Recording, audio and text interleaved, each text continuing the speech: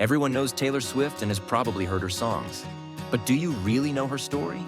From a small-town girl writing songs in her bedroom to a global icon breaking records and redefining the music industry, she's faced triumphs, setbacks, and reinventions that shaped her career. Today, we're going to talk about Taylor Swift. Taylor Allison Swift was born on December 13, 1989, in Reading, Pennsylvania. Her father, Scott Swift, was a stockbroker, and her mother, Andrea Swift, was a former marketing executive who later dedicated herself to supporting Taylor's career. She also has a younger brother, Austin Swift, who would later pursue acting and film production. Taylor's childhood was spent on a Christmas tree farm in Wyomissing, Pennsylvania. While it may sound magical, farm life wasn't always glamorous. She would later recall how the job of removing praying mantis pods from trees before selling them was one of her least favorite chores. But growing up in such an environment fueled her imagination and storytelling skills. Her love for music started early. At 9 years old, after hearing Shania Twain and the Chicks, she became obsessed with country music. She began performing at local fairs, talent shows, and even singing the national anthem at Philadelphia 76ers games. But music was more than just a hobby.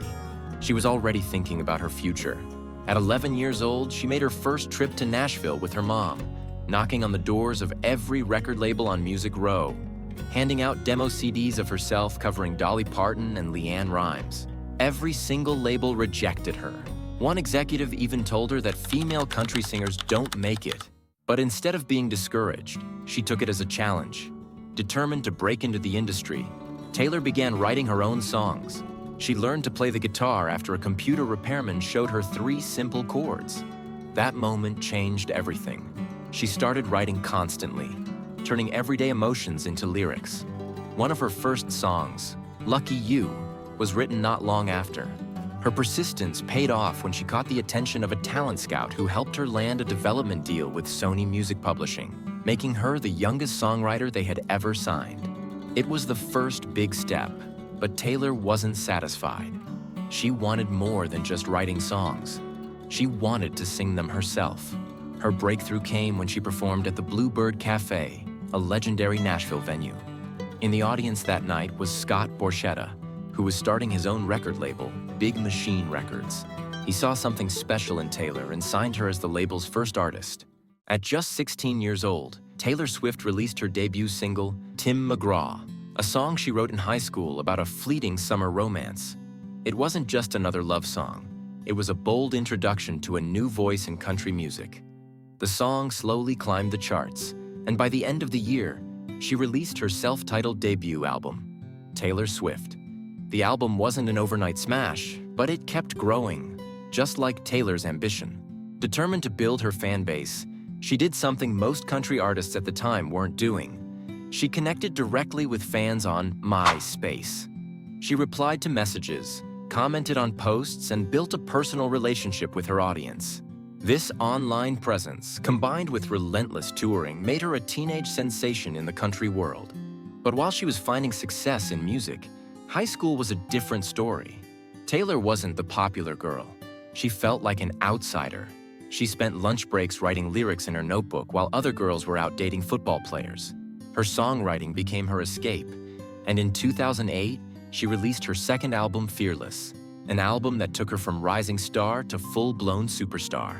The lead single love story was a game changer, a modernized Romeo and Juliet romance set to catchy country pop production. It became one of the best-selling country songs of all time. And then came You Belong With Me, a song inspired by a real-life conversation Taylor overheard between a guy and his girlfriend. It wasn't just a hit. It was an anthem for every teenager who had ever felt overlooked. The song's success crossed over from country into mainstream pop, making Taylor a household name. By 2009, Taylor Swift was no longer just a country music star. She was a global sensation. Fearless had become the best-selling album of the year, and at just 19 years old, she was about to receive one of the biggest honors of her career, Best Female Video at the MTV Video Music Awards for You Belong With Me. As she stood on stage, smiling and thanking her fans, Kanye West suddenly stormed onto the stage, grabbed the microphone, and uttered the now infamous words, Yo, Taylor, I'm really happy for you. I'm gonna let you finish. But Beyonce had one of the best videos of all time.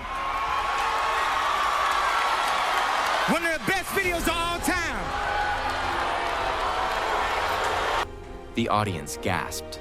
Taylor stood there, stunned, as the moment became one of the most shocking pop culture events of the decade. At just 19, she had experienced public humiliation on one of the biggest nights of her career.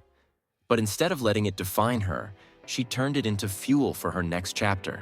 In 2010, she released Speak Now, an album she wrote entirely by herself, proving that she was more than just a country star. The album had a more mature, confessional tone, filled with songs that hinted at personal feuds, failed relationships, and even that VMA incident. Her storytelling became even sharper, and with songs like Back to December and Enchanted, she started experimenting with a more pop-influenced sound. Then came 2012 and everything changed.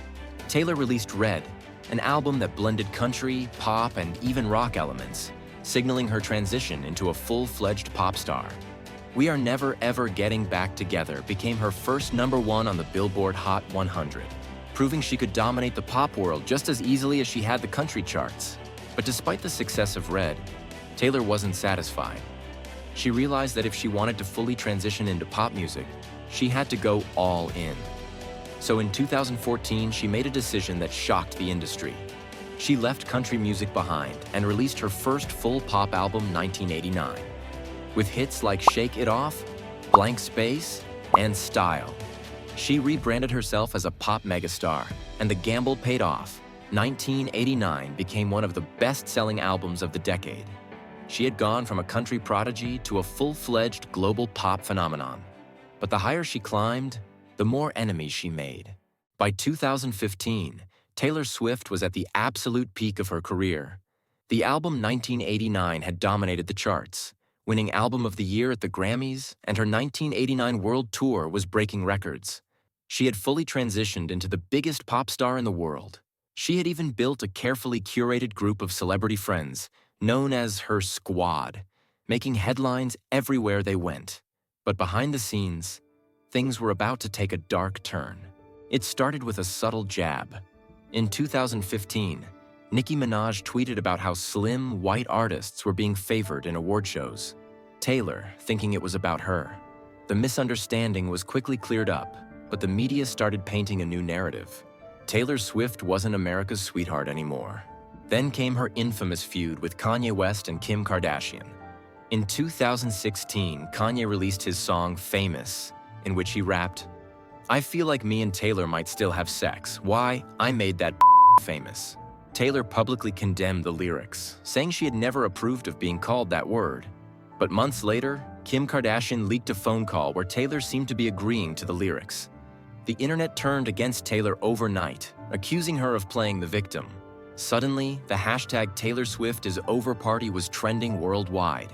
For the first time in her career, Taylor Swift, the artist who had built her empire on connection with her fans, was now being mocked, ridiculed, and canceled. Instead of fighting back, Taylor disappeared. For nearly a year, she went completely silent. No social media, no public appearances, no new music. The world had never seen her like this before. Then, in 2017, a single image appeared on her social media. A glitching, menacing snake, a direct reference to the insults thrown at her. She was back. Taylor Swift re-emerged with Reputation, an album unlike anything she had ever done before. Darker, edgier, and filled with themes of revenge, rebirth, and survival. With songs like Look What You Made Me Do, she directly addressed her haters, mocking the idea that the old Taylor was dead. But while the album was filled with battle anthems, it also had some of her most personal songs, like Delicate, showing a more vulnerable side beneath the hard exterior. Taylor Swift had been dragged to rock bottom, but she had done what she always did best. She turned her pain into music. But her biggest transformation was still ahead. By 2019, Taylor Swift had fought through public backlash, industry battles, and personal struggles. But she wasn't just making a comeback. She was about to take full control of her career. After the dark, vengeful era of Reputation, fans expected another aggressive album. But instead, Taylor did what no one saw coming. She re-emerged in pastel colors, butterflies, and pure joy. Her new album, Lover, was a complete contrast to Reputation.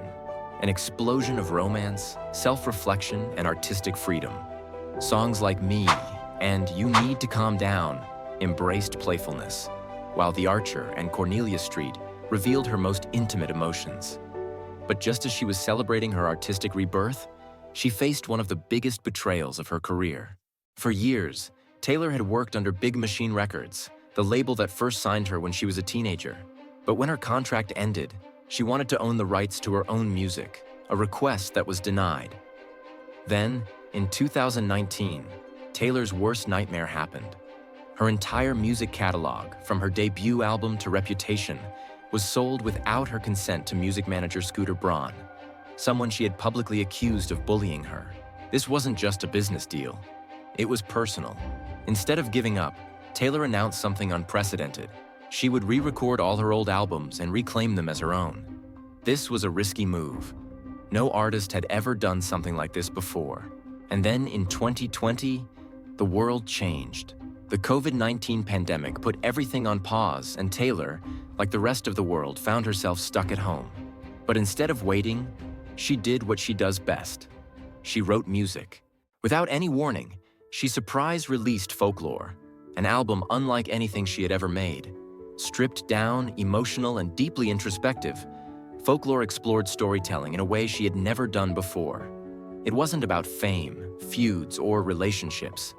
It was pure artistry. With songs like Cardigan, Exile, and The Last Great American Dynasty, she proved that she wasn't just a pop star. She was one of the greatest songwriters of her generation. Just 5 months later, she did it again, dropping Evermore, a sister album to Folklore, solidifying this new chapter of her artistry. At this point, Taylor Swift was no longer just reinventing herself. She was rewriting the music industry itself, but she wasn't done yet. In 2021 and 2022, she began rolling out her Taylor's Version albums, reclaiming her old music with stunning re-recordings that not only outperformed the originals, but proved to the world that artists could fight back against unfair industry practices. She had turned her pain into power. In March 2023, Taylor launched the Eras Tour, a massive stadium tour spanning all of her musical eras. It became the most in-demand tour in history, with millions of fans fighting for tickets. But it wasn't just about the numbers. The tour generated billions in revenue, boosting local economies in every city it visited. But while she was breaking touring records, she was also dominating the charts. In 2023, she released Speak Now and 1989, both of which debuted at #1 on the Billboard charts. She became the first artist to have 5 albums in the top 10 at the same time, a record previously held only by the Beatles. Taylor Swift's career has been defined by constant evolution, massive success, and moments of controversy. From country prodigy to global icon, she has reshaped the music industry and left a lasting impact on pop culture. Love her or not, there's no denying her influence. And as always, her next move is anyone's guess. If you enjoyed this video, don't forget to like, subscribe, and turn on notifications for more deep dives into the stories behind the biggest names in entertainment. See you in the next one.